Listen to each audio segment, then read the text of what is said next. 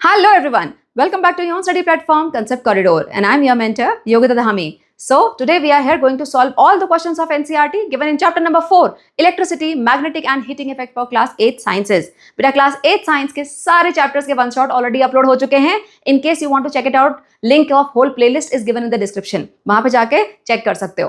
And for notes, join my Telegram channel. I'll keep on sharing these PPTs on regular interval and you can access them free of cost. ठीक है, चलो start करते हैं इस video को with first question here. Question number 1, fill in the blanks. The solution used in a voltaic cell is called.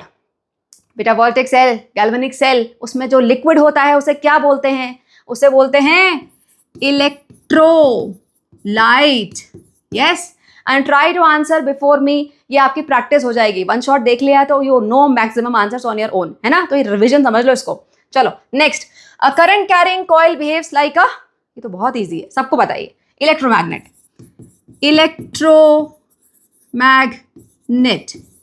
Next question number 2, choose the correct option. Dry cells are less portable compare to voltaic cells. True और false? Okay, dry cells less portable? Of course not. Dry cells are more portable, है ना? छोटे से होते हैं वो, उसके अंदर इलेक्ट्रोलाइट जो होता है वो लिक्विड फॉर्म में नहीं होता, सेमी सॉलिड फॉर्म में होता है. यस, सो ये हो गया है आपका false. Next, a coil becomes an electromagnet only when electric current flows through it. True. सारे एक्टिविटीज मैंने करके दिखाई थी आपको. जब तक करंट फ्लो होगा तब तक वो इलेक्ट्रोमैग्नेट की तरह बिहेव करेगा कॉइल. जैसे ही करंट गया तो फिर इलेक्ट्रोमैग्नेट प्रॉपर्टी भी खत्म. Right, so this is true. An electromagnet using a single cell attracts more iron paper clips than the same electromagnet with the battery of 2 cells. बेटा अगर सिंगल सेल है तो ज्यादा वो मैग्नेटिक बिहेवियर दिखाएगा कि डबल सेल में ज्यादा दिखाएगा? ऑब्वियसली डबल सेल में जितनी ज्यादा पावर आप प्रोवाइड करोगे इलेक्ट्रोमैग्नेट को उतना स्ट्रॉन्ग वो मैग्नेटिक बिहेवियर दिखाएगा. राइट, तो यहां पर using single cell should attract less iron. यहां पे मोर लिखा हुआ है तो ये false. This is false. Clear? चलो next question. Question number 3, an electric current flowing through the nichrome wire for a short time. Nichrome wire, क्या खास बात है इसकी? कहाँ पढ़ा था हमने ये? हीटिंग इफेक्ट ऑफ करंट में. राइट, सो निक्रोम वायर जो होता है उसमें बहुत ज्यादा रेजिस्टेंस होता है तो बहुत जल्दी वो गर्म हो जाता है. Right, so the wire becomes warm. Yes, अगर इलेक्ट्रिसिटी पास होगी तो वो वार्म हो जाएगा. अब magnetic compass placed below the wire is deflected. Yes again, बेटा निक्रोम वायर हीटअप हो जाता है, रेजिस्टेंस उसका ज्यादा है, लेकिन ऐसा नहीं कि करंट पास नहीं होता उससे. करंट तो पास होता है थोड़ा बहुत, है ना? तो ये कंपास जो है डिफ्लेक्शन दिखाएगा. So both will be there. कहां पर option? Both first and second are correct. Yes, both first and second are correct. Clear? चलो next question. Question number 4, match the items in column A with those in column B. अच्छा, match the following है. Voltaic cell क्या करता है? Best suited for electric heater, no. Works magnetic effect, no. Works on heating effect, no. ये generate electricity by chemical reaction, this is the one. D. Chemical reaction होती है ना, उसमें 2 electrodes जो कि मेटल के होते हैं उनकी रिएक्टिविटी अलग अलग होती है, उससे केमिकल रिएक्शन जनरेट करती है फिर electricity. Right, next electric iron, पक्का हीटिंग इफेक्ट पे होगा ये. कुछ कहाँ है? Best suited for electric heater, no. Magnetic heating, ये रहा. Work on heating effects of electric current, so this is the one. C. Nichrome wire is best suited for electric heater, उसमें use होता है ये. So A. And at last electromagnet, फिर तो यही बचा. Work on magnetic effect of electric current, yes, this is B. Again easy one. Next question. Question number 5, nichrome wire is commonly used in electrical heating devices because. हमने already discuss कर लिया है. Nichrome wire high resistance, gives you more heat. Right, option पढ़ लेते हैं. It is a good conductor of electricity, no. अगर है वैसे गुड कंडक्टर है लेकिन कॉपर से अच्छा नहीं है. अगर हमको गुड कंडक्टर चाहिए तो फिर तो हम कॉपर यूज कर लेंगे, सिल्वर यूज कर लेंगे, है ना? So no. Generate more heat for a given current, yes, it generates more heat for a given current, है ना? सो ये होगा आंसर. बाकी पढ़ लेते हैं. It is cheaper than copper, no. It is an insulator of electricity, no, it's not an insulator. Right? So this one is the correct answer. ठीक है? Next question, question number 6. Electric heating devices like electric heater or a stove are more often considered convenient than the traditional heating methods like burning firewood or charcoal. Give reason to support this statement considering the societal impact. Okay बेटा, आप लोगों को अगर option दिया जाए कि आपके सामने एक हीटर है ना, कोई भी एक हीटिंग स्टोव है, इंडक्शन है, और फिर साथ में आपको दे दिया जाए भाई बहुत सारी लकड़ियां और कोयला, बोला कि बताओ आपको कौन सा कन्वीनियंट लग रहा है, आप किसको यूज करना प्रेफर करोगे? हर कोई ऑब्वियसली पहले इनको प्रेफर करेगा। क्यों करेगा? इजी है, स्विच ऑन करोगे, काम करना स्टार्ट। यहाँ पर कौन लकड़ियां इकट्ठा करके लाएगा? पहले तो फिर लाएगा, फिर उसको मैं फिर कुछ चाहिए जलाने के लिए, कितनी मेहनत लगती है, उसको फूंक मारते रहो, है ना। So which one is more convenient? Obviously this one. So convenience के बेस पे देखा जाए तो these are the convenient one, right. उसके अलावा टाइम सेविंग, यहाँ पे टाइम सेव हो रहा है। यहाँ पर कितना टाइम लग रहा है कि आप फायरवुड इकट्ठा करके लाओगे दूर दूर से, फिर उसको सुखाओगे, गीली लकड़ियां तो नहीं जलेंगी, है ना। तो बहुत सारी इसमें कॉम्प्लिकेशंस है इस वाले में। उसके अलावा आ जाओ पोल्यूशन, यहाँ पर इतने सारे जो हार्मफुल गैसेस प्रोड्यूस होती हैं, यहाँ पर कुछ नहीं है ऐसा। So it is saving the environment, it is not creating pollution, this one, right. और अगर पोल्यूशन क्रिएट नहीं हो रहा तो हेल्थ हैजार्ड नहीं होंगे। जो भी लोग फायरवुड से, चारकोल से खाना बनाते हैं, उनको कितना वो स्मोक एनवायरमेंट में रहना पड़ता है। यस अच्छा, उसके अलावा लकड़ियां अगर फायरवुड लेके आ रहे हैं, इसका मतलब जो फॉरेस्ट है उनका डिफॉरेस्टेशन हो रहा होगा, तो वो भी यहाँ इन केस में बच जाता है। Clear? So these type of answers points you can write down here. मैंने यहाँ लिख के दिया हुआ है, you can write down any 4 according to your will. ठीक है, देखो क्लीनर एयर मिल रही है आपको। सो इलेक्ट्रिकल डिवाइसेस जो है वो दे प्रोड्यूस नो स्मोक और fumes, keeping the indoor and outdoor air cleaner, right. Next safety पे आ जाओ। जहां पर बेटा आग जली हुई है, चारकोल है, फायरवुड है, वहां पर फायर को कंट्रोल करना मुश्किल होता है ना। गलती से अगर थोड़ा बहुत फायर अगर जली रह जाए तो वहीं से कई बार आग भी लग जाती है। सो यहाँ पर सेफ्टी थोड़े से प्रॉब्लम है। वहां पे ऐसा कुछ नहीं है, वहां पे स्विच ऑफ करोगे तो देन ऑफ, देन उसके आगे फिर आगे जाके उसमें कुछ स्पार्क होने के, फायर होने के चांसेस नहीं होते हैं। ठीक है, देखो यहाँ पर, so open fire from wood and charcoal are major cause of accidental house fire, burns and injuries. Electrical appliance में विद प्रॉपर सेफ्टी अगर हम देखा जाए, प्रॉपर सेफ्टी से हम उसको यूज करें, then they are significantly more safer. Yes, next convenience पे आ जाते हैं। Convenience and control, electric devices are can be switch off whenever we don't need them, right. उसके अलावा यहाँ पर हीट को कंट्रोल करना बड़ा इजी है। आपको कम करना है, आप आराम से बटन से प्रेस करके उसको कम कर सकते हो हीट को। जबकि जो यहाँ पर फायरवुड या चारकोल है, वहां पर फिर हीट कंट्रोल करना मुश्किल हो जाता है, राइट। नेक्स्ट आ जाते हैं, यहाँ पर नो डिफॉरेस्टेशन अगर हम इलेक्ट्रिकल अप्लायंस को यूज करते हैं, and time saving also. Easy. चलो moving for the next question, question number 7। Look at the figure 4.4a 4.4a। Now if the compass placed near the coil deflects, okay, अगर ये deflection दिखा रहा है coil, in that case draw an arrow on the diagram to show the path of electric current. Arrow बनाना है basically आपको बेटा, diagram में आपको एरो बनाना है to show the path of electric current. Electric current का पाथ कहाँ होता है? हमेशा पॉजिटिव से नेगेटिव टर्मिनल की तरफ होता है। तो यहाँ पर आप सिर्फ बैटरी का पॉजिटिव टर्मिनल ढूंढ लो, ये पॉजिटिव टर्मिनल है, arrow, and it is completing the loop towards the negative terminal.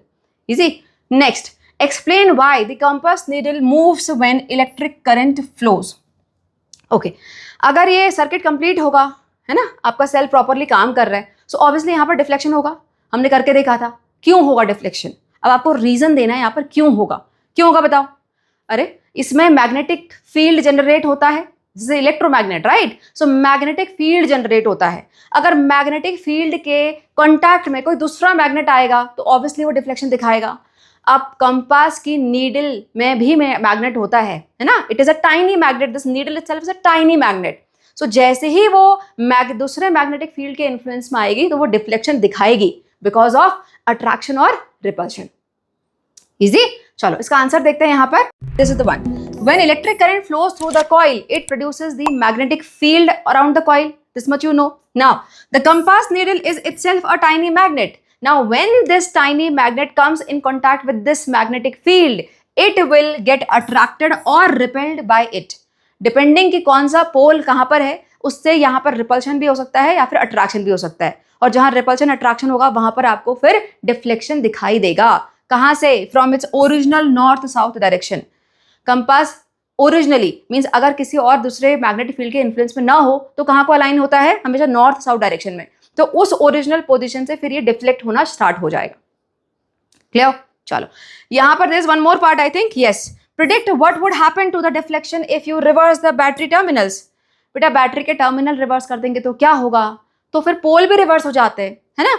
अगर ये पॉजिटिव है, ये नेगेटिव है, यहाँ ये पॉजिटिव है, अगर इसको पॉजिटिव कर दो और नेगेटिव कर दो तो क्या होगा, तो फिर जो पोल हैं वो भी रिवर्स हो जाएंगे। सो मान लो यहाँ पर ए की साइड में अभी ये कौन सा पोल है मैग्नेट का, दिस इज नॉर्थ सीकिंग पोल। अगर अभी ये नॉर्थ सीकिंग पोल ए की तरफ अट्रैक्ट हो रहा है इस केस में, तो जब हम रिवर्स कर देंगे तो रिवर्स करने के बाद यहाँ पर कौन सा पोल आएगा, फिर साउथ सीकिंग पोल। अंडरस्टूड, समझ आया। सो बेसिकली सेल रिवर्स करने पे, यानी बैटरी को अगर रिवर्स करेंगे तो फिर पोल भी रिवर्स हो जाते हैं। Understood. So answer, the pole of the electromagnet too reverses when battery terminals are reversed because the direction of current through the coil reverses। और इसके पीछे सारा रीजन किस चीज का है, डायरेक्शन ऑफ करंट का। अगर पॉजिटिव इधर था तो डायरेक्शन ऑफ करंट ये था, अगर आप पॉजिटिव इधर है तो डायरेक्शन ऑफ करंट उल्टा हो जाएगा ना। अब डायरेक्शन ऑफ करंट अगर उल्टा हो गया तो फिर पोल भी रिवर्स हो जाएंगे। क्लियर, चलो moving ahead, next question, question number 8। Suppose Sumana forgets to move the switch of her lifting electromagnet model to off position in introduction story. After some time, the iron nail no longer picks up the iron paper clips. Okay, but the wire wrapped around the iron nail is still warm. Why did the lifting electromagnet stop lifting the clips? Give possible reasons. बेटा जो introduction में story दी गई थी जहाँ पे वो electromagnet में काम कर रहे थे, वहाँ पूछा हुआ है कि अगर सुमाना मान लो स्विच ऑफ करना ही भूल गई, सो मीन्स कंटिन्यूस करंट का फ्लो चल रहा है, राइट। करंट का फ्लो किसके वजह से हो रहा था, बैटरी के वजह से, सेल की वजह से, राइट। अब अगर कंटिन्यूसली वो इलेक्ट्रिसिटी वहाँ से यूज अप हो रही है तो सेल डेड हो जाएगा। क्यों डेड हो जाएगा, क्योंकि उसके अंदर के सारे केमिकल्स फिनिश हो जाएंगे, राइट। अगर एक बार सेल डेड हो गया या वीक पड़ गया तो करंट फ्लो धीरा कम हो जाएगा। अगर करंट फ्लो, करंट की पावर वहां पे कम हो गई तो फिर मैग्नेटिक पावर भी तो खत्म हो जाएगी। यस, अगर मैग्नेटिक पावर खत्म तो फिर वो कैसे क्लिप को उठाएगा। Clear. So your main answer here is because the cell, the battery must be drained because of the use of the continuous use of the chemicals. Clear. लेकिन यहाँ एक और चीज पूछी हुई है, but the wire wrapped around the iron nail is still warm. क्यों ऐसा, जो कॉइल था उसमें जो हमने वायर को रैप किया वो अभी भी गर्म क्यों है। अगर सेल डेड हो गया तो वो भी ठंडा हो जाना चाहिए, पूछा हुआ है। ऐसा होता है क्या बेटा, अगर हम किसी भी चीज़ को हीट अप करते हैं तो वो थोड़ी देर तक हीट रिटेन करता है, ऐसा नहीं कि स्विच ऑफ किया तो एकदम ठंडा हो जाएगा। It takes time to come to the normal room temperature, right. So this is the answer you have to write down here. When current flows continuously for a long time, the chemicals inside the cell gets used up and the cell becomes dead or weakened. ठीक है, next, without sufficient current, the magnetic field becomes too weak to lift the clips. Now, the wire still feels warm because heat generated in the wire while current was flowing, and wire retains the warmth. Wire थोड़ी देर उस heat को retain करके रखता है। Clear? चलो, moving ahead, next question. In figure 4.12, in which cases the LED will glow when the switch is closed? Okay. यहाँ पे circuit दिए हुए हैं, स्विच अभी दोनों में ओपन है, क्लोज करने पे इलेक्ट्रिसिटी कहाँ फ्लो होगी। देखो क्या दिया हुआ है यहाँ पर, आयरन नेल है, कॉपर स्ट्रिप है, यहाँ पर भी आयरन नेल कॉपर स्ट्रिप, यहाँ पर लेमन जूस है, यहाँ पर प्योर वाटर है। दिस इज द डिफरेंस बेटे। Lemon juice acidic in nature, ions होते हैं इसके अंदर, राइट। और जहाँ पर पॉजिटिव नेगेटिव आयंस होते हैं वहाँ पर इलेक्ट्रिसिटी फ्लो करती है। प्योर वाटर में कोई आयन नहीं होते, pure water is a poor conductor of electricity, right. So यहाँ पर फिर इलेक्ट्रिसिटी कंडक्ट नहीं होगी। ठीक है, यही आंसर आपको यहाँ पे लिखना है। देखो, the LED will glow only in case 1 where there is lemon juice, because lemon juice contains citric acid which provides free ion. अब थोड़ा लोड अगर ज्यादा नहीं लेना तो यहाँ पर आप सिर्फ एसिड भी लिख सकते हो। Lemon juice is acidic in nature which provide free ions to carry the electric charge between the electrodes allowing the current to flow. Clear. यहाँ पर आ जाओ प्योर वाटर में। Pure water has no free ions and is very poor conductor, so no current flows and the LED does not glow there. ठीक है, चलो next question, question number 10।